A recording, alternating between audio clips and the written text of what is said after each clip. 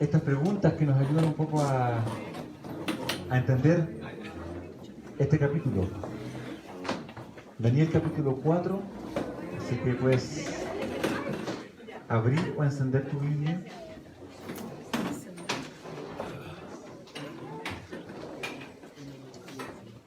Bueno, Nabucodonosor es uno de los reyes con el cual más trata Daniel.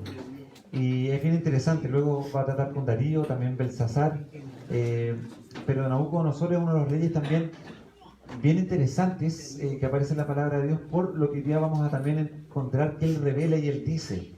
En un momento a Darío también le sucede algo parecido, pero es interesante cómo Dios trata con los reyes. Pero si me acompañas ahí, Eclesiastés capítulo 7,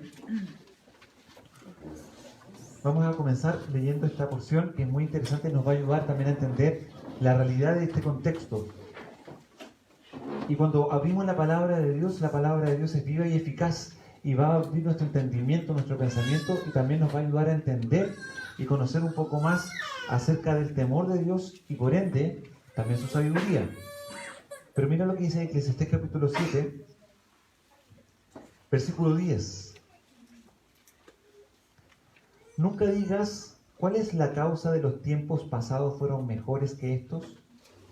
Porque nunca de esto preguntarás con sabiduría. Buena es la ciencia con herencia y provechosa para los que ven el sol, porque escudo es la ciencia y escudo es el dinero, mas la sabiduría excede en que da vida a sus poseedores. Mira la obra de Dios, porque ¿quién podrá enderezar lo que él torció? En el día del bien goza del bien, y en el día de la adversidad considera. Dios hizo tanto lo uno como lo otro, a fin de que el hombre nada halle después de él. Todo esto he visto en los días de mi vanidad. Justo hay que perece por su justicia, y hay impío que por su maldad alarga sus días. No seas demasiado justo, ni seas demasiado sabio con exceso. ¿Por qué habrás de destruirte? No hagas mucho mal, ni seas insensato. ¿Por qué habrás de morir antes de tu tiempo? Bueno es que tomes esto y también de aquello no apartes tu mano, porque aquel que a Dios teme saldrá bien en todo. La sabiduría fortalece al sabio más que 10 poderosos que hayan en una ciudad. Ciertamente no hay hombre justo en la tierra que haga el bien y nunca peque. Tampoco apliques tu corazón a todas las cosas que se hablan, para que no oigas a tu siervo cuando dice mal de ti, porque tu corazón sabe que tú también dijiste mal de otro muchas veces. Vamos a dejar hasta ahí la lectura. Y la verdad que es muy interesante y tiene mucha relación con lo que pasa en Daniel. Primero, buena es la ciencia con herencia, y la ciencia es escudo. El conocimiento es bueno y es necesario. Ya no hay lucha entre fe y ciencia. Ya el punto está quién está haciendo ciencia y dónde también ha puesto su corazón. Pero termina el versículo diciendo de manera muy clara: la sabiduría excede en que da vida a sus poseedores. Una cosa es ciencia y conocimiento, pero cuando yo tengo sabiduría, eso procede de Dios. La verdadera sabiduría, no la animal o diabólica como dice el libro de Santiago, sino la sabiduría que procede de Dios. Eso excede porque da vida a sus poseedores. Luego decía, el dinero es escudo. Algunos dicen, el dinero no compra no da la felicidad, pero sí la compra. ¿Ya? Pero la verdad que el dinero sí muchas veces nos puede ayudar, pero llega un punto en que simplemente hasta ahí no más queda. Pero la sabiduría, que es lo que dice, excede, o sea, supera. ¿Por qué? Porque da vida a sus poseedores. Así que en el día del bien, goza del bien. Y en el día de la adversidad, considera. Y me gustó mucho el versículo 19 también para ir al capítulo 4 de Daniel. La sabiduría fortalece al sabio más que 10 poderosos que haya en una ciudad. ¡Wow! A veces uno confía en el ejército, uno confía en el seguro social, en el seguro de salud que uno tiene. A veces uno confía en muchas cosas externas, pero deja de uno de confiar entonces en Dios. A veces uno confía en sus propias habilidades. A veces tú confías en que tú sí eres capaz de sobrepasar la adversidad. ¿Por qué? Porque tienes estrategias que son buenas. A veces tenemos esa falsa confianza en nosotros mismos o en aquellas cosas que nos rodean. Pero cuando nos encontramos acá con el capítulo 4 de Daniel, mira el versículo 35. Y ahí saltamos a Daniel 4, 35. Yo creo que este es uno de los versículos que le da tónica a este momento que Daniel vivió. Todos los habitantes de la tierra son considerados como nada. Qué fuerte leer eso. Porque cuando uno lee eso, uno empieza a acordarse de los poetas, de los artistas, de los grandes científicos, de las personas que han hecho mucho bien. Pero ¿qué es lo que dice? Todos los habitantes de la tierra son considerados como nada. Y Él hace según su voluntad en el ejército del cielo y en los habitantes de la tierra. Ojo, cuando habla del ejército del cielo, podemos sumarnos también a lo que hablan los profetas menores, en especial también Miqueas, y lo que dice, ¿no es cierto?, los príncipes de las potestades del aire. ¿Quién es el príncipe de este ciclo? Satanás. Entonces, interesante lo que dice ahí. Y Él hace según su voluntad en el ejército del cielo y en los habitantes de la tierra. Cuando vamos al libro de Job, capítulo 1, nos damos cuenta que Satanás llegó hasta donde Dios le permitió. Es importante considerar eso. Y luego, y no hay quien detenga su mano, y fíjate la última pregunta, y le diga a Dios, ¿qué haces? ¿Le has preguntado alguna vez a Dios qué haces? Sé sincero. Uno en la iglesia, no, hermano, nunca le he preguntado eso a Dios. Hay momentos en la vida en que uno mira y dice, Dios, no sé qué estás haciendo. No entiendo. Eclesiastés 3 dice, todo es hermoso en su tiempo, y lo hizo hermoso en su tiempo, y ha puesto eternidad en el corazón de ellos, sin que el hombre alcance a entender la obra que Dios ha hecho desde el principio. Entonces, no alcanzamos a dimensionar toda la obra de Dios. ¿Por qué voy con esto? Porque muchas veces nosotros queremos pararnos delante de Dios y decirle, Dios, mira, te propongo una idea, esto y esto otro, podrías tomar este camino, etc. Y casi estamos trabajando con Él, como proponiéndole el plan, ¿no es cierto? Y en un momento dado Dios dice, voy a ir por allá, y uno, Dios, te equivocaste. ¿Por qué digo eso? Oye, a veces te equivocas en tomar el metro, te equivocas de color. A veces no sabes dónde dejaste el otro calcetín y te vas con un calcetín de uno y otro. A veces estás trabajando y todo, de repente estás 5 minutos buscando el lápiz y lo tenías puesto en la oreja. Y nos creemos capaces de sentarnos delante de Dios y decirle, Dios, mira, tú tienes que... Entonces, es interesante que nosotros somos hombres, somos seres humanos. Y esa es nuestra condición. Pero Dios en su gracia nos considera, nos permite tener una relación con Él. Pero debemos entender quién es este Dios soberano y de magnificencia que se acerca a nosotros. Y eso es lo que queremos entonces descubrir. Vamos al versículo 1. Y nos encontramos con este gran Nabucodonosor, rey a todos los pueblos, naciones y lenguas. O sea, el poderío que Nabucodonosor alcanzó, wow. Creo que nos va a costar mucho entenderlo en su dimensión completa. Pero dice, yo Nabucodonosor, rey a todos los pueblos, naciones y lenguas que moran en toda la tierra, paz os sea multiplicada. Conviene que yo declare las señales y milagros que el Dios Altísimo ha hecho conmigo. Cuán grandes son sus señales y cuán potentes sus maravillas. Su reino sempiterno y su señorío de generación en generación. Fíjate lo que está declarando un rey pagano acerca de Dios. ¿Cuántas ocasiones le había pasado? Primero, bueno, Daniel cuando propuso en su corazón no contaminarse con la comida del rey, Nabucodonosor no tuvo mucha constancia de eso. Pero después cuando tuvo el sueño, ¿quién fue el único que le reveló el sueño? Daniel. Dentro de toda su corte, de todos sus magos, de todos sus sabios, no hubo nadie. Y Daniel le reveló los sueños. El sueño. Y luego nos encontramos con la gran estatua. Y él ordena de que todos los ministros se inclinen y adoren. ¿Y quiénes no lo hacen? Sadrach, Mesach y Abednego. Y entonces, ¿qué es lo que hace él? Ordena.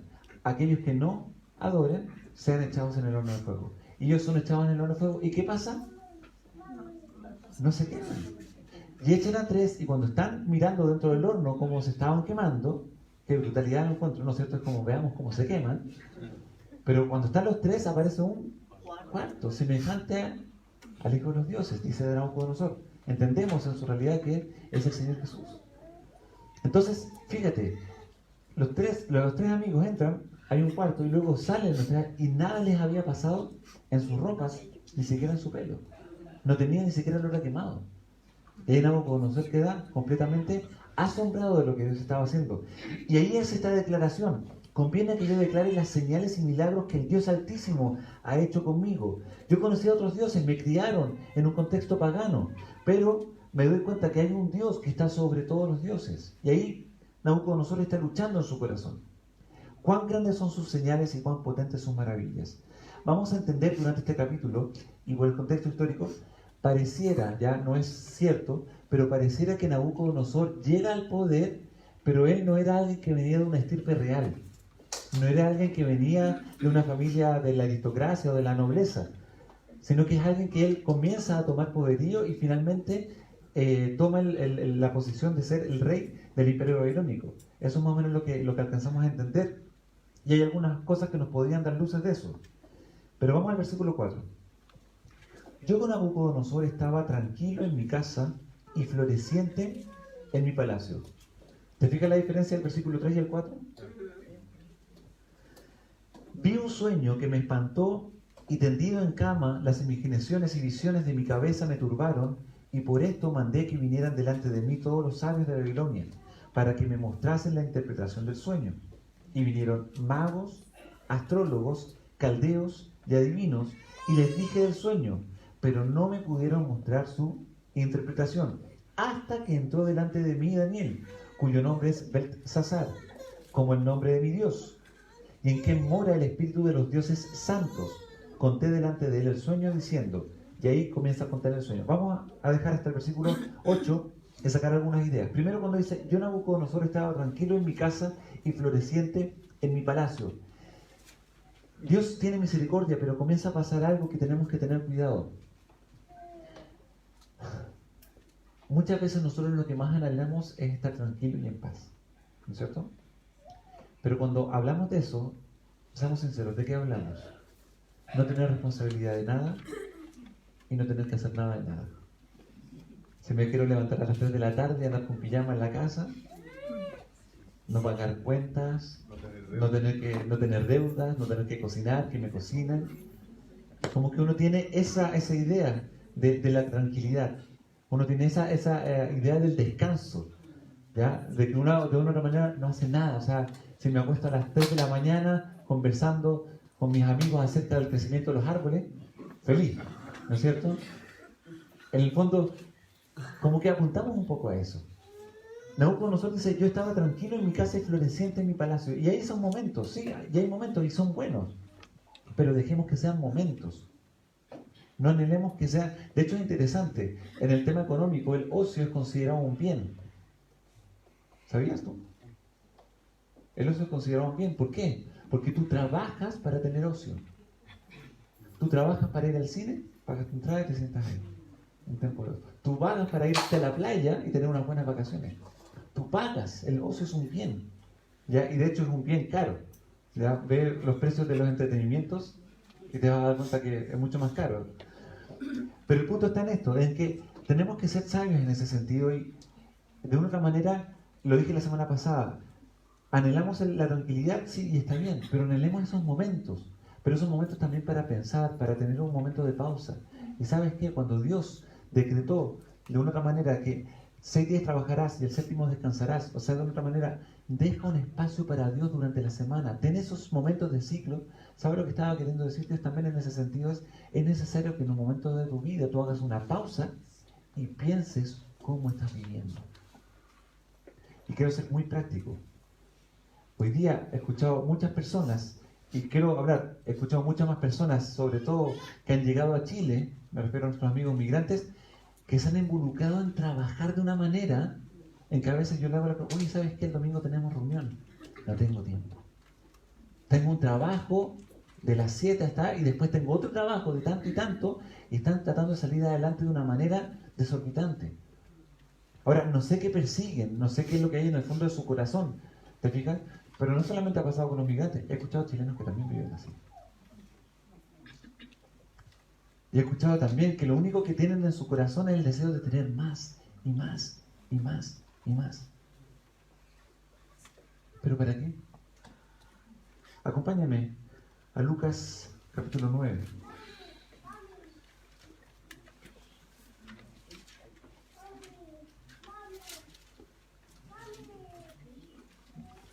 Mateo, Marcos, Lucas, Nuevo Testamento, y ahí nos encontramos en el capítulo 9. Y vamos a leer del versículo 23.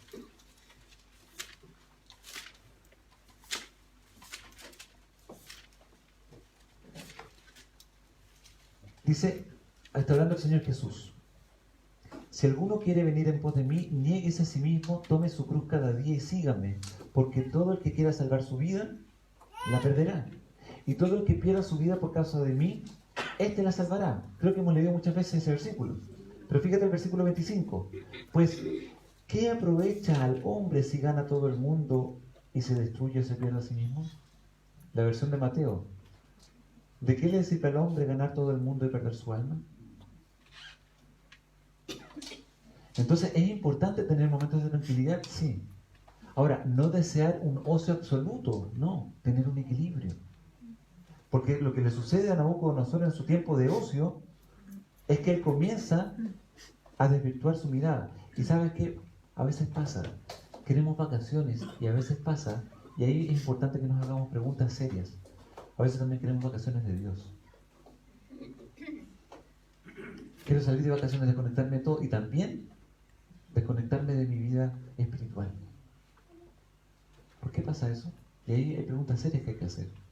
¿Será que entonces no hay un deseo profundo en tu corazón? Como dice el libro de Salmos, a nada deseo yo en la tierra sino a ti. O sea, porque si es así, entonces falta Dios ahí. Pero una relación real con Dios. Porque Dios nunca sale de vacaciones de nosotros. Siendo que yo creo que lo cansamos mucho, ¿no? Estoy siendo bien humano en mi apreciación. Pero Dios creo que en un momento, ¿saben qué? Me tienen hasta acá, me tomo vacaciones. Pero Él no lo hace. Él es grande, Él es fuerte, Él es poderoso, Él es capaz de sobrellevar todo lo que nosotros enfrentamos. Y no se rinde en trabajar contigo y conmigo. Lo veíamos la vez pasada. Por lo tanto, ¿de qué aprovecha el hombre si gana todo el mundo y se destruye o se pierde a sí mismo? Entonces, es importante considerar eso. Un tiempo en tranquilidad es lindo, un momento. Pero ojo, no queremos eso que finalmente nos desvirtúe de enfocarnos en lo que es real. Y pasa mucha gente que lo tiene todo, pero vive una vida de fantasía. No conoce la realidad de la vida. No conoce la angustia que muchas veces la vida tiene. ¿Y en qué se angustian? Que perdón por la expresión, pero para que me entiendan, estoy sumamente angustiado porque el peluquero me atrasó la hora de mi tratamiento. Y eso que después de la tarde tenía una obra de teatro y no voy a poder asistir porque me cambian. Estoy hoy. Esas son sus angustias. Estoy súper angustiado porque el tratamiento que me hicieron del esmalte de uñas no fue tan bueno, me duró. Ya me entiendes, ¿no? Si llegas a vivir ese momento de vida, hermano, creo que perdiste un poco la realidad de lo que significa la vida y la eternidad. ¿Qué es lo que sucede después ahí? Vi un sueño y me espantó y tendido en cama las imaginaciones y visiones de mi cabeza me turbaron. Y ahí Nabucodonosor es confrontado por Dios. Gracias a Dios, Él tiene misericordia de nosotros. Y vinieron los magos astrólogos, entre paréntesis. Cuando habla ahí magos, astrólogos, caldeos y adivinos, era la corte de Nabucodonosor, que de alguna otra manera tenían mucho que ver con el tema de las artes ocultas. Sí, era un reino pagano. Pero cuando habla de los magos también está hablando de las personas que estaban involucradas con la ciencia y el conocimiento. ¿Por qué digo esto? ¿Recuerdas quienes vinieron a visitar tiempo después del nacimiento al Señor Jesús cuando había nacido? Los magos, no los reyes magos. Acuérdate, ¿no es cierto? ¿No es cierto? Baltasar, Melchor y Gaspar. No, la Biblia no habla de ellos. No sabemos cuánto fue la comitiva de los magos. Pero ellos son magos del Oriente y porque ellos sabían, porque ellos estudiaban, tenían conocimiento. Y fíjate, venían no del pueblo de Israel, sino de los gentiles, a conocer lo que estaba sucediendo, porque la estrella habían visto. Entonces ellos tenían ciencia y conocimiento, conocían las profecías, así que no eran cualquier tipo de personas. Pero fíjate el versículo 8, no sé si te diste cuenta. Hasta que entró delante de mí Daniel. ¿Te llama la atención esa frase o no? ¿En qué? Que ya lo conocía, ya sabía que para él era un sabio, para empezar. Y además era de Dios, o sea, provenía de... Exacto. O sea, ya tenía una buena reputación Daniel. Claro. Y Daniel entra de una otra manera. Ah, bien, ahí viene Daniel, ya lo conocemos. Pero fíjate que dice, hasta que entró delante de mí. ¿Quién llamó a quién?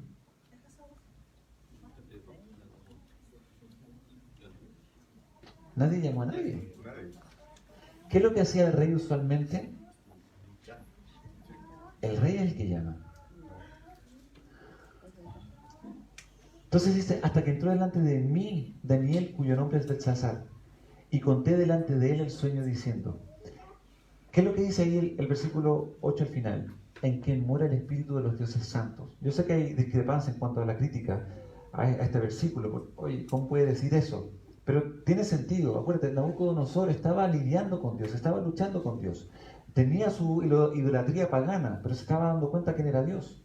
Y de otra manera él dice, bueno, en Daniel reconozco una divinidad, en Daniel reconozco que hay algo que se escapa de nuestro contexto. Así que la verdad que dentro de lo que está diciendo Nabucodonosor tiene mucho sentido. Pero reconocía en Daniel algo especial. Pero me llama la atención, Daniel se presenta, Nabucodonosor no lo llama. ¡Wow! Qué interesante. Hay una cosa que, de lo que acabas de decir, él está en un contexto en que tiene a todos sus sabios, sus magos y qué sé yo, y yo creo que por eso dijo los dioses santos, porque está, Sí. claro, es una forma de decir, para que los otros entiendan. Tiene sentido Hasta aquí también. todavía no hablaba del Dios Altísimo. Exacto. O sea, había hablado, pero delante de ellos tenía un contexto. Aparte, acuérdate siempre en el contexto pagano, el tema divino de los dioses viviendo con los hombres, etcétera, era un tema muy anhelado. En el capítulo 2 lo vimos, ¿no? Los dioses no viven con los hombres. Pero esto son años previos a que después aparezca el imperio medo-persa y finalmente el imperio griego.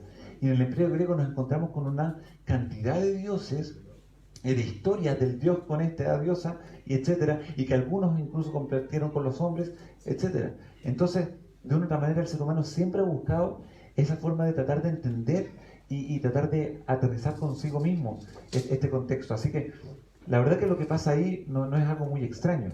Pero, versículo 9. ¿Qué le dice Nabucodonosor? Le dice, Beltsasar, jefe de los magos, ya que he entendido que hay en ti espíritu de los dioses santos y que ningún misterio se te esconde, declárame las visiones de mi sueño que he visto y su interpretación. Yo pillé dos cosas. Las visiones, ¿no es cierto?, que es lo que se trata, y la interpretación. Estas fueron las visiones de mi cabeza mientras estaba en mi cama. Me parecía ver en medio de la tierra un árbol cuya altura era grande. Crecía este árbol y se hacía fuerte y su copa llegaba hasta el cielo y se le alcanzaba a ver desde todos los confines de la tierra. Su follaje era hermoso, o sea, sus hojas, sus frutos, era hermoso y su fruto abundante. Y había en él alimento para todos. Debajo de él se ponían a la sombra las bestias del campo y en sus ramas hacían morada las aves del cielo y se mantenía de él toda carne. Vi en las visiones de mi cabeza, mientras estaba en mi cama, que aquí un vigilante y santo descendía del cielo y clamaba fuertemente y decía, derribad el árbol y cortad sus ramas, quitadle el follaje y dispersad su fruto. Váyanse váyanse las bestias que están debajo de él y las aves de sus ramas, mas la cepa de sus raíces dejaréis en la tierra, con atadura de hierro y de bronce entre la hierba del campo. Sea mojado con el rocío del cielo y con las bestias sea su parte entre la hierba y la tierra. Su corazón de hombre sea cambiado y le sea dado corazón de bestia y pasen sobre él 7 tiempos. La sentencia es por decreto de los vigilantes y por dicho de los santos la resolución, para que conozcan los vivientes que el Altísimo gobierna y el reino de los hombres a quien él quiere lo da y constituye sobre él al más bajo de los hombres. Yo, el rey Nabucodonosor, he visto este sueño. Tú pues, Beltsasar, dirás la interpretación de él, porque todos los sabios de mi reino no han podido mostrarme su interpretación. Mas tú puedes, porque en ti mora el espíritu de los dioses santos. ¿Te pudiste imaginar el sueño, no? Creo que es muy... Un árbol comienza a levantarse, frondoso, con un follaje inmenso, hermoso, y que un árbol no pequeño, sino grande, dice ahí que se veía desde todas partes. desde los confines de la tierra, decía. ¿Quiénes estaban debajo? Las bestias. Dice que toda carne se alimentaba de ese árbol. Creo que la imagen es bastante clara. Yo creo que nos imaginemos incluso abajo pastitos, ¿no es cierto? Un ambiente muy agradable, unos 20 grados de temperatura, ¿no es cierto? Ya tenemos esa imagen en mente. Un árbol grandioso, inmenso, fuerte, poderoso. Pero luego nos encontramos ahí en un momento dado, el versículo 13. Vi en las visiones de mi cabeza mientras estaba en mi cama que aquí un vigilante y santo descendía del cielo. ¡Wow! Ahí se produce entonces un quiebre en todo el sueño. Y clamaba fuertemente diciendo: derriben el árbol y corten sus ramas, quiten el follaje y dispersen su fruto, y váyanse las bestias que están debajo de él y las aves de sus ramas. De otra manera, el vigilante decreta algo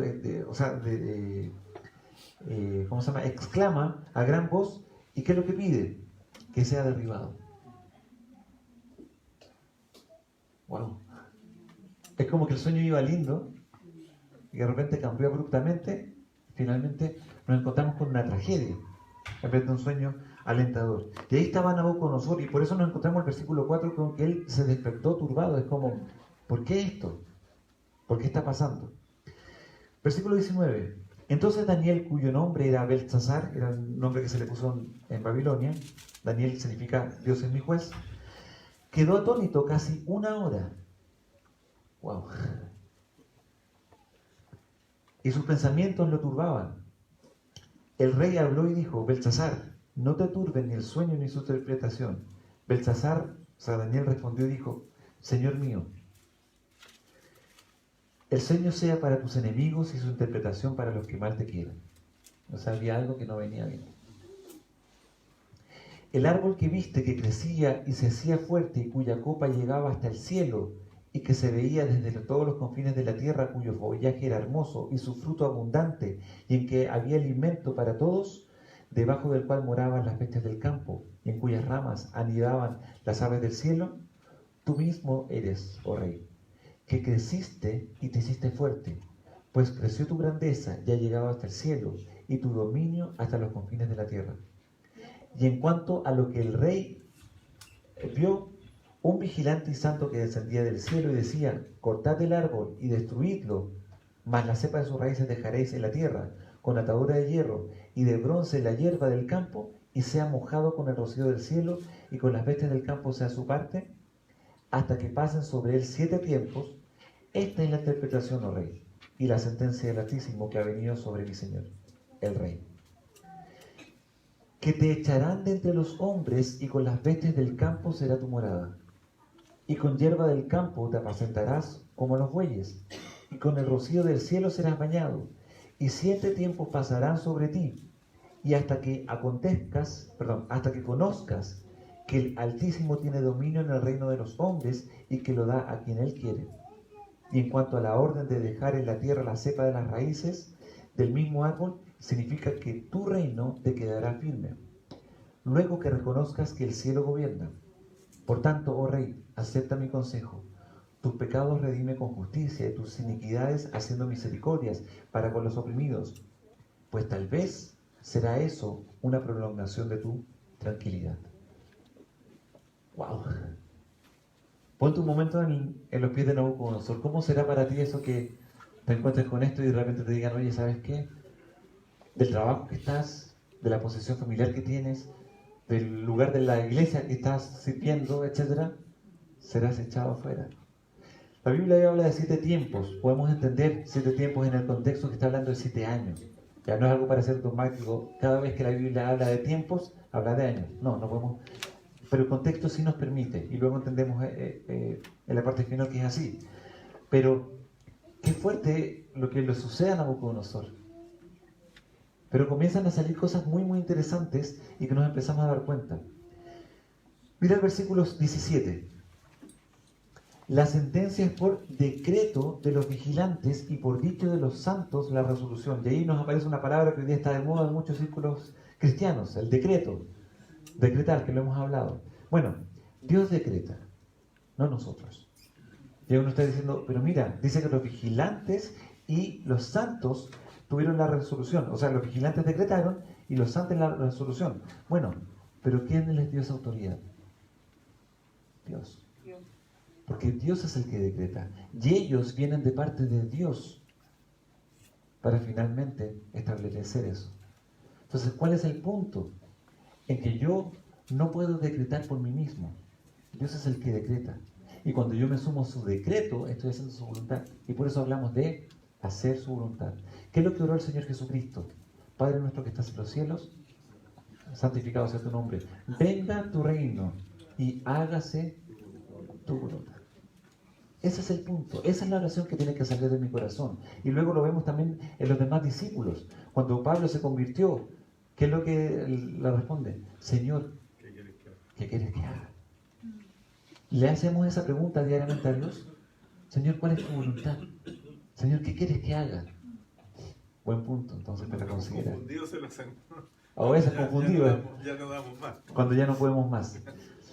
Así que, finalmente dice, y por dicho de los santos, para que conozcan los vivientes. Fíjate el resultado. Dios decreta, ¿qué cosa? Que el árbol sea cortado, que el mundo entero conozca de que ese árbol frondoso del cual todos tenían bendición o recibían beneficio, ya no estaba. Pero para que todo el mundo conozca que el Altísimo gobierna el reino de los hombres. Y aquí es un versículo que ataca directamente al deísmo. ¿Qué es lo que es el deísmo? Hay personas que creen que existe una divinidad, pero que se olvidó de nosotros y nos abandonó. No es así. No es así. Y cuando te venga ese pensamiento, Dios, te olvidaste de mí, acuérdate del maravilloso nombre, Emmanuel. Dios con nosotros. Y me gusta como lo dice Samuel Pérez Milos. En un momento dice, Dios por nosotros. Ni siquiera con nosotros, sino que por nosotros. O sea, toma nuestra causa y nos ayuda en el tema del pecado, en el tema de nuestra iniquidad. Así que conozcamos que el Altísimo gobierna el reino de los hombres y a quien Él quiere lo da y constituye sobre Él al más bajo de los hombres. Y esa es una de las ideas que resaltan para entender de que Nabucodonosor no venía de la nobleza ni la aristocracia, sino que de abajo había salido y finalmente se había levantado como rey. ¿Por qué? Porque Él constituye sobre Él al más bajo de los hombres. Algunos podríamos también decir dentro de ese contexto y podríamos entender, ¿sí? Tiene sentido. Podríamos aplicarlo también al Señor Jesús, ¿o no? Porque ¿cómo nació el Señor Jesús? En un pesebre. Es llamado el Hijo del Hombre. No tenía donde recortar su cabeza. No tenía grandes posesiones. Si lo miramos en el contexto, era uno de los más bajos de los hombres. ¿Por qué? Porque no tenía mucho. Pero Él es levantado y, como dice Filipenses, hasta lo sumo. Y es llamado Hijo de Dios, Señor de señores, Rey de reyes. Y toda rodilla se doblará delante de su presencia. ¿Te fijas cómo entendemos que Dios decreta? Dios mueve, Dios se manifiesta. Así que en ese sentido, cuando vemos el versículo 17, nos damos cuenta de la conexión que tiene también el versículo 26. Y en cuanto a la orden de dejar en la tierra la cepa de las raíces, el mismo árbol significa que tu reino te quedará firme, luego que reconozcas que el cielo gobiernas. ¿Qué es lo que quería lograr Dios?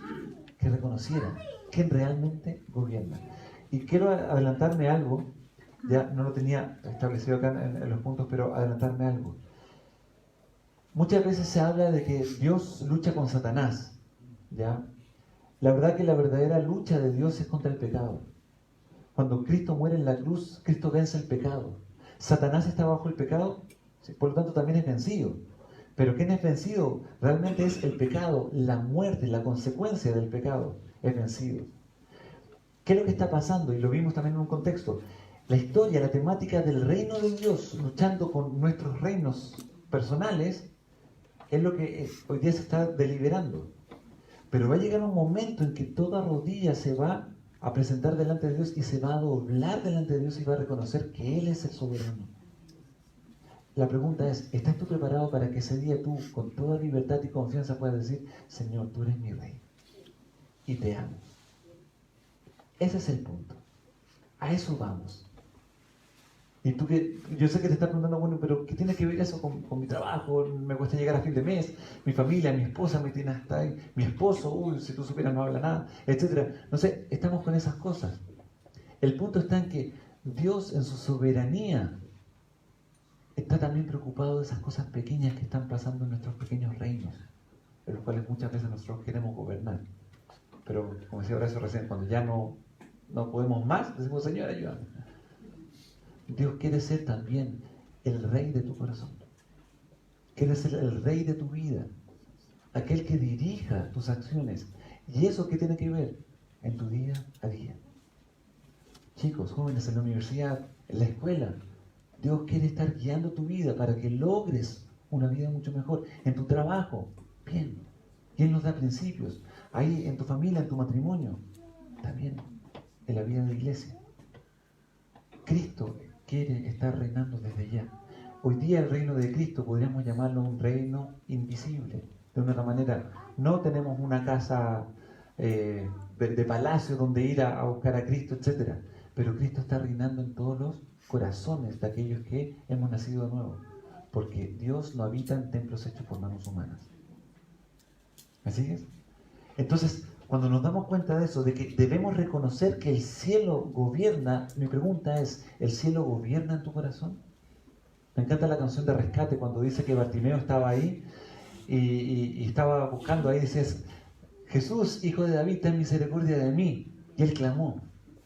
¿Y él, qué es lo que hizo? Tocó sus ojos y lo sanó y le dio la vista de nuevo. Pero Rescate dice ahí, el cielo entró en su vida. Y me encanta esa frase. Porque a veces no alcanzamos a darnos cuenta de que cuando llegamos a Cristo, el cielo entra en nuestras vidas.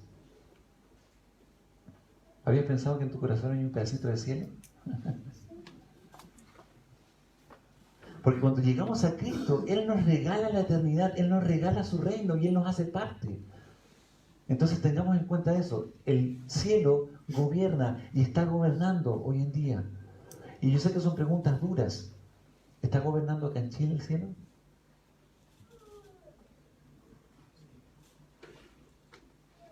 Uno podría decir, parece que no.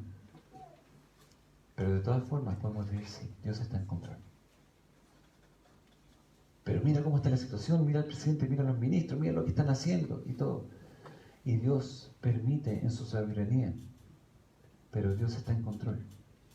Y acuérdate que su reino está avanzando y no hay nadie que lo detenga. Aunque los hombres levanten imperios, levanten reyes, levanten presidentes, levanten organizaciones, etcétera, levanten grandes estamentos gubernamentales, Dios sigue siendo su reino, que nunca tendrá fin. ¿Te acuerdas lo que vimos la semana pasada en la estatua? ¿Qué derribó la estatua? ¿Qué objeto fue el que derribó la estatua? No fue una piedra. Una roca, no cortada con mano. Entonces, lo que estamos hablando acá es algo en que Dios está gobernando y está guiando su reino. Y lo cantábamos recién, hasta que Él venga y vuelva a tomar el lugar que le corresponde. La pregunta es, ¿estás o no estás? ¿Eres parte de su reino o no eres parte de su reino? Esa es la disyuntiva que estamos viendo hoy. ¿Por qué? Porque dice el versículo 26, debemos reconocer que el cielo gobierna. Y creo que la aplicación podría ser para nosotros. Por tanto, tú acepta mi consejo. Tus pecados redime con justicia y tus iniquidades haciendo misericordias para los oprimidos, porque tal vez será eso una prolongación de tu tranquilidad. Ahí Daniel de una otra manera dice, Dios decretó esto, pero no sé si va a tener misericordia. ¿Tuvo misericordia de Nínive? Sí. ¿Tuvo misericordia de su pueblo en algunos momentos? Muchas veces, una y otra vez. Pero llega un momento en que Dios dice ya, se acabó. Todo esto vino, y ahí voy al versículo 28, sobre el rey Nabucodonosor, y al cabo de 12 meses, y fíjate este momento, al cabo de 12 meses, paseando en el palacio real de Babilonia, habló el rey y dijo, no sé con quién habló, quizás alguien que estaba con él, no sé, pero dice, ¿no es esta la gran Babilonia que yo edifiqué para casa real con la fuerza de mi poder y para la gloria de mi majestad? Aún estaba la palabra en la boca del rey cuando vino una voz del cielo.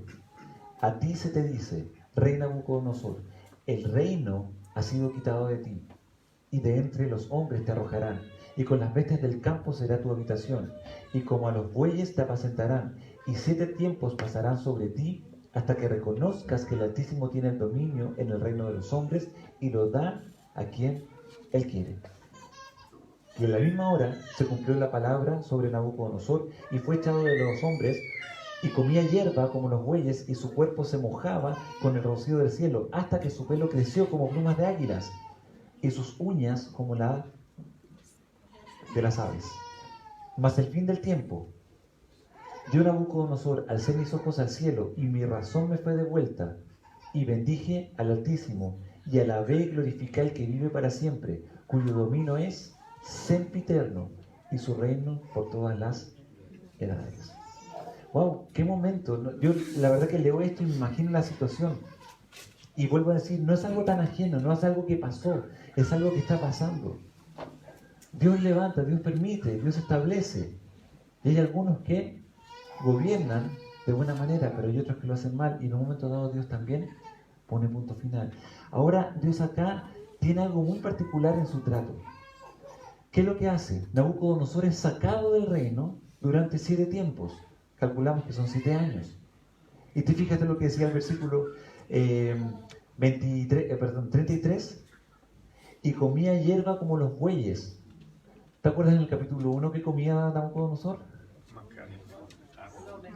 Asados, unos platos fenomenales, ¿no es cierto? De las legumbres y las verduras, las mejores sacadas para el reino. ¿Y qué es lo que estaba comiendo ahí? Hierba, pasto. Luego dice, y su cuerpo se mojaba con el rocío del cielo. ¿Qué significaba eso? ¿Dónde dormían? A la intemperie. O sea, al lado de los bueyes, al lado del ganado, ahí estaba.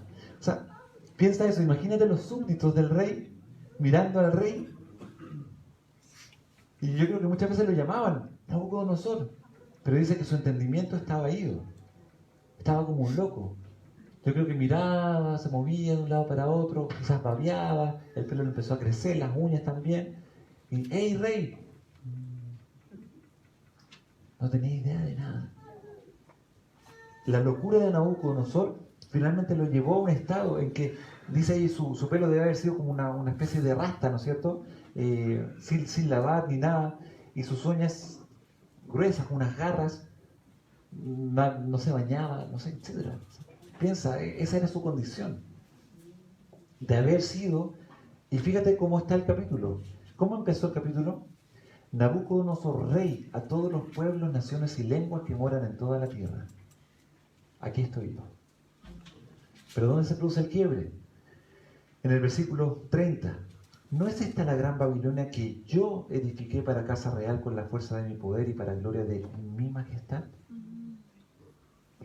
Ahora vamos a una aplicación. Esto sucedió. ¿Y Dios qué es lo que está mostrando? Lo que le hemos dicho mucho. Que reconozcan que el cielo gobierna. Estamos hablando de eso. Pero llevémoslo a algo práctico. Tú y yo logramos cosas en nuestra vida. Vas al colegio, sales de cuarto medio, te titulas, tengo mi título de cuarto medio, pasé la secundaria, etc. Luego vas a la universidad, sacas un título profesional, o vas a una escuela técnica, o tomas alguna otra carrera y tienes títulos, y vas tomando grados y vas avanzando en tu vida. Luego postulas por la casa propia, luego tienes tu familia, tu hijo, quieres que vaya a la universidad, etc. Y vas avanzando. Y llega un momento en tu vida en que, mira, todo lo que he hecho por mi poder. Y a tu mente se te vienen todos los viajes en el Transantiago. Valió la pena. Por mi esfuerzo, aquí está. Por mi esfuerzo tengo mi casa en la playa, tengo esto, tengo lo otro. Por mi esfuerzo. ¿Y sabes qué? Nabucodonosor dice, para gloria de mi majestad. Nabucodonosor se mostraba delante de todos los pueblos y él era el majestuoso rey de Babilonia.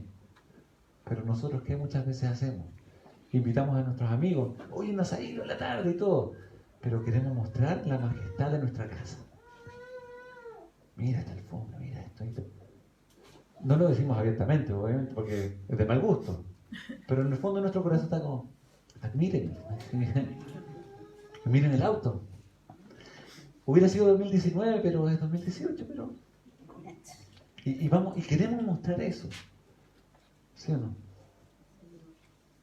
Nos comportamos igual que Nabucodonosor, quizás no en un reino como Babilonia, pero sí en un reino más pequeño.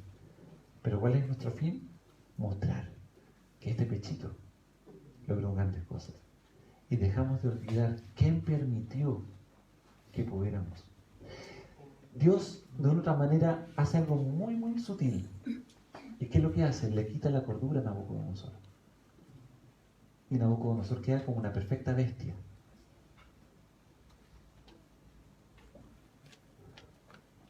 Dios no está en control de tu cuerpo, no está en control de tu cerebro, de tu corazón, no está en control de tu ánimo. Y muchas veces lo dejamos de lado y digo, no sé si tú tuviste mucho que ver en esto, pero yo acá sí que avancé. No, honremos a Dios, adoremos a Dios y démonos cuenta que por Él estamos donde estamos. ¿Cuántas historias no nos encontramos en que en un momento dado alguien que venía súper bien y un aneurisma cerebral y queda en estado vegetal? Y ahí viene la pregunta, ¿pero por qué? Hay muchas preguntas que no vamos a tener respuestas, pero el punto está, ¿dónde está la gloria de Dios en tu vida? ¿Dónde está la gloria de Dios en mi vida? Si he logrado lo que he logrado, ¿por qué no ha sido? Por el Señor. Y ahí está el problema de Nabucodonosor. Y ahí el Señor llega y dice, ¡pum! Y en la misma hora que estaba diciendo todo eso, pierde la cordura y le viene la sentencia. Y termina viviendo así. Es interesante, y volver a entender esto, Nabucodonosor como rey no pierde su reino. Y es algo interesante de considerar esto. Los reyes no pierden en la categoría de rey. Debemos considerar eso para entender un poco lo que significa ser un rey. Pero el versículo 35 dice, y todos los habitantes de la tierra son considerados como nada y él hace según su voluntad. ¿Cuándo dice eso? Después de que él recobra su cordura. ¿Y te imaginas esa imagen? Nabucodonosor ahí en mitad del campo, caminando, no sé, o gateando, no sé cómo se habrá movido, con las uñas largas, su pelo, su piel ya con el polvo y marcado, con el rocío, etcétera, su piel curtida con el sol. Lo más seguro que él no iba a la sombra, estaba ahí, y de repente está en eso y le vuelve la cordura. ¿Y te imaginas cómo empezó a mirarse? Empezó a mirar y yo soy rey y estoy acá en el campo, y las huellas y las vacas. Y yo creo que hace que la primera pregunta, como nosotros, Dios, ¿qué estás haciendo? Y la respuesta fue, no. Posiblemente, no sé. Pero ahí estaba Nabucodonosor, el gran rey de Babilonia.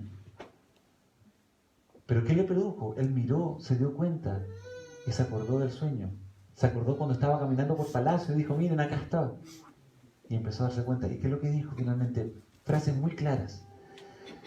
Dice, el Altísimo alabé y glorifiqué al que vive para siempre, cuyo dominio es sempiterno. Sempiterno quiere decir de que es una eternidad que no cambia, que es un dominio que no cambia, y su reino por todas las edades. Y ahí declara de una manera muy interesante y manifiesta a Nabucodonosor, todos los habitantes de la tierra son como nada, y él hace según su voluntad en el ejército del cielo y en los habitantes de la tierra, y no hay quien detenga su mano ni diga, ¿qué haces? Así que podemos concluir con el versículo 37. Ahora yo, Nabucodonosor, alabo, engrandezco y glorifico al Rey del cielo, porque todas sus obras son verdaderas y sus caminos justos, y él puede humillar a los que andan con soberbia. Ya venía la última pregunta. ¿Luchas tú con la soberbia? ¿Luchas con la soberbia? Hoy día hay muchos que están en eminencia, y cuando están en ese lugar están con la soberbia. Es importante que seamos humillados. La frase que te dicen muchas veces, oye, que nadie te pase a llevar. Ten cuidado. Porque esa frase lo único que hace es inyectarte aire a tu orgullo. Y dices, oh, ¿verdad? Pues nadie me tiene que pasar a llevar. Pero deja que Dios sea el que tome el control de tu vida y eso va a significar quebrantamiento y humillación. Porque tienes que reconocer que Dios es Dios. Ahora lo lindo, Dios no te va a destruir, no te va a pasar a llevar, no te va a tratar como cualquier cosa, sino que Él va a decir, ahora que entendiste quién soy yo, te voy a levantar. Y me encanta la parábola del hijo pródigo. Te voy a vestir, voy a poner anillo en tu dedo, un calzado en tus pies y te voy a levantar. y te voy a hacer mi hijo y te voy a hacer coheredero juntamente con mi hijo. Ese es el Dios que tenemos. Ese es el Dios que adoramos. Pero ¿qué tenemos que hacernos primero? Humillarnos. Esos momentos de quebrantamiento, esos momentos de angustia y de adversidad que vives en tu vida, considéralos. Porque van a ser importantes cuando el Señor te ponga en un lugar de eminencia, de importancia o de autoridad. Los peores jefes son aquellos que nunca sirvieron. Los peores presidentes, los peores reyes, los peores gobernantes son aquellos que nunca se sometieron a otros. Y ahí van cosas muy prácticas. Porque es importante que los hijos se sometan a sus padres. Porque es la única manera que cuando crezcas, sepas lo que significa someterse los unos a los otros y vivir en sociedad. Esto no es cuento de hadas. Estos son principios reales para que la sociedad pueda funcionar, pero sobre todo para que Dios sea glorificado. Entonces, hermanos, lo que estamos hablando acá es muy, muy práctico. Y quiero terminar con dos porciones. Acompáñame a Proverbios 16.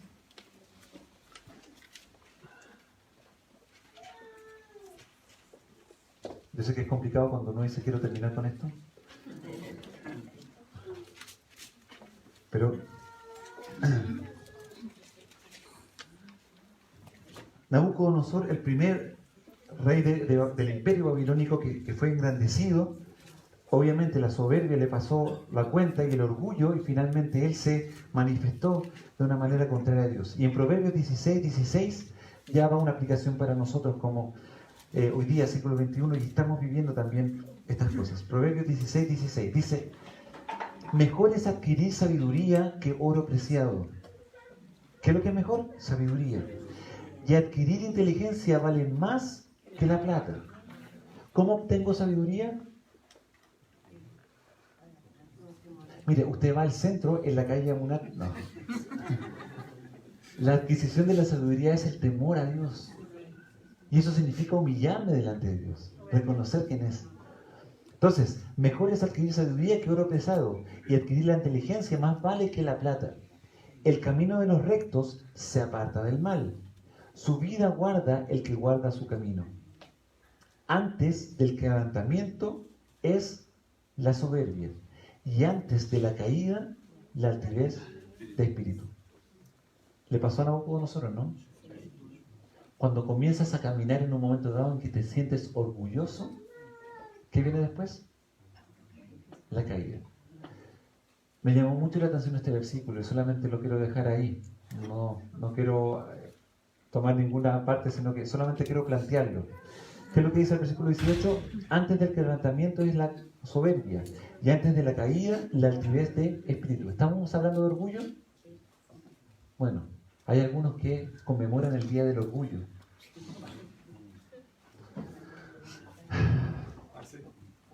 Solamente lo quiero dejar ahí. Versículo 19. Mejor es humillar el espíritu con los humildes que repartir despojos con los soberbios. El entendido en la palabra hallará el bien, y el que confía en Jehová es bienaventurado. ¡Wow! Acompáñame a Apocalipsis capítulo 2. Consejos muy prácticos. El que confía en Jehová es bienaventurado, pero mejor es humillar el espíritu con los humildes. Dice una canción ahí: prefiero comer un poco cosas sencillas con mis buenos amigos que estar en un gran banquete con aquellos que simplemente están con interés. Estar con los humildes, con aquellos que realmente me valoran como soy. Y ahí el primero que está en la lista es el Señor Jesús. Él llega y me considera y me transforma y me ama como nadie lo hace. Apocalipsis capítulo 2, versículo 2. Ahí le está hablando a la iglesia de Éfeso. Yo conozco tus obras y tu arduo trabajo y paciencia, y que no puedes soportar a los malos, y has probado a los que se dicen ser apóstoles, y no lo son, y los has hallado mentirosos. Y aquí nos está hablando el Señor como nosotros como iglesia. Fíjate, conozco tus obras. ¿Conoce el Señor lo que hemos hecho para Él? Mejor dicho, lo que hemos hecho con Él. Sí, lo sabe perfectamente. Y dice, y tu arduo trabajo y paciencia. Hemos tenido paciencia para avanzar. Pero dice, versículo 3, ya has sufrido y has tenido paciencia y has trabajado arduamente por amor de mi nombre y no has desmayado. ¿Trabajas tú por el nombre de Dios, por amor del nombre de Dios, o trabajas para tu propio beneficio? Ojo, es importante que consideremos eso, porque el versículo 4 da una clara realidad. Pero tengo contra ti que has dejado tu primer amor. Cuando en un momento conociste a Cristo y Él fue el que llenó tu vida y el que perdonó tus pecados y te diste cuenta que estabas justificado delante de Dios, Él se transformó en tu primer amor. Pero empezaste a caminar en tu vida cristiana y en un momento dado, ¿qué pasó? Todo eso se empezó a apagar. ¿Por qué? Y algunos muchas veces pasa, es que trabajo en la iglesia, es que me estoy involucrando en misiones, me he involucrado con Movida, voy a hacer el CIMA 2020, voy a OM, etcétera, y me involucro en esto y lo otro, estoy en la noche y la luz, orando por ti. Pero fíjate lo que Dios dice ahí. Has trabajado arduamente, con paciencia, etcétera. Pero versículo 4, tengo contra ti algo, has dejado tu primer amor. Mi relación con Dios no es proporcional a cuánto yo trabajo. Mi relación con Dios tiene que ver en algo íntimo. Y muchas veces tapamos nuestro corazón en que estamos lejos de Dios con actividades. No tiene que ser así. No tiene que ser. Porque a Dios nadie lo puede burlar y no lo podemos engañar. Y Dios sabe perfectamente que nuestro corazón está lejos, pero estamos llenos de actividades. Y el Señor eso también le cansa.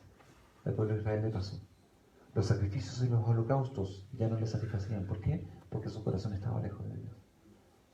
Volvamos al primer amor. Versículo 5. Recuerda, por tanto, de dónde has caído y arrepiéntete. Ya en las primeras obras.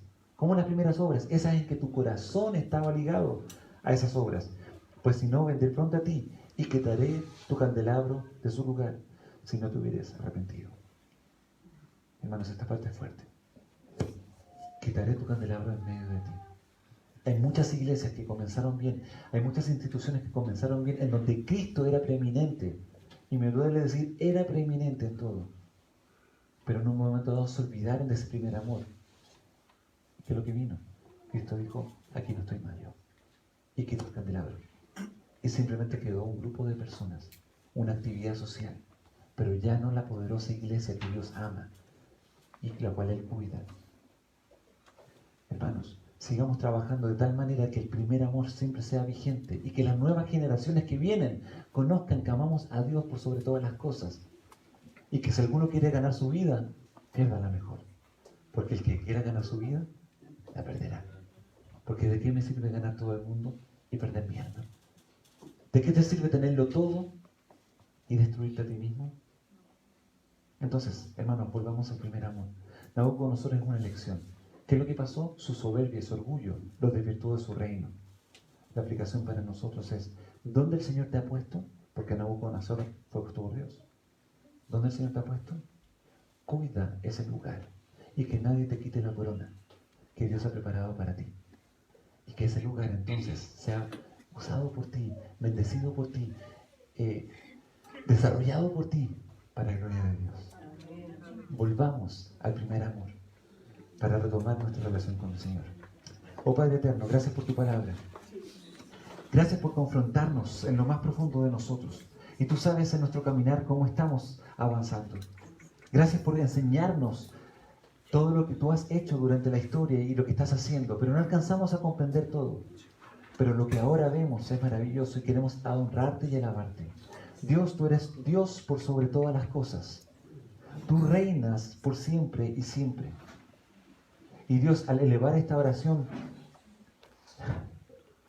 quizás voy a ser un poco sincero, Señor, pero no es una oración para sobar la espalda o para simplemente tratar de hacerte sentir bien, porque tú conoces mi corazón y tú conoces nuestros corazones. Por lo tanto, nuestras palabras proceden de nuestros corazones. Y si nuestros corazones no están alineados contigo, por más que digamos algo hermoso, tú no vas a poner atención. Por eso con mucha reverencia queremos decir, Dios, tú eres Rey por sobre todas las cosas. Y queremos que tú seas honrado y que todo el mundo conozca que tuyo es el poder y la gloria por todos los siglos de los siglos. Y hablando de esa magnificencia, de esa majestad grandiosa y soberana, queremos ir a algo muy personal. Señor, tú eres nuestro Salvador. Tú eres aquel que diste tu vida en esa cruz y soportaste todo el dolor y el peso de nuestro pecado. Pero resucitaste el tercer día. Y un día hemos llegado muertos, hemos llegado sin nada, hemos llegado destituidos y hemos sido encontrados por ti. Y ahora tú vives en nosotros por medio de tu Espíritu Santo. Queremos pedirte que sigas reinando en nosotros, que sigas guiando nuestras vidas. Y queremos que tú seas el soberano y majestuoso Rey de nuestras vidas. Señor, guíanos para hacer tu voluntad. Y mientras tú vuelves, Señor, queremos que el mundo vea que hay un Rey que fue muerto en esa cruz, pero que ahora vive y reina. Y si no lo pueden ver, que lo puedan ver en nuestras vidas. Que tú eres Rey por sobre todas las cosas. Oh Señor bendito, recibe toda alabanza y toda adoración. Y que nuestros corazones se complementen contigo en todo momento para hacer tu voluntad. Y que esa sea nuestra frase, Señor. Queremos hacer tu voluntad. Oh Señor, clamamos a ti y lo pedimos confiando en que tú vas a revelar cosas grandes y ocultas cuando clamamos a ti. Y que tu oído está atento a nuestras oraciones. Oh Dios, clamamos a ti sabiendo quién eres tú. Y sobre todo sabiendo que hemos sido encontrados por ti. En el precioso y llamado nombre de Cristo Jesús lo pedimos todo. Amén y amén. Que el Señor te siga bendiciendo aún más y que te siga guiando en esta nueva semana que comenzamos.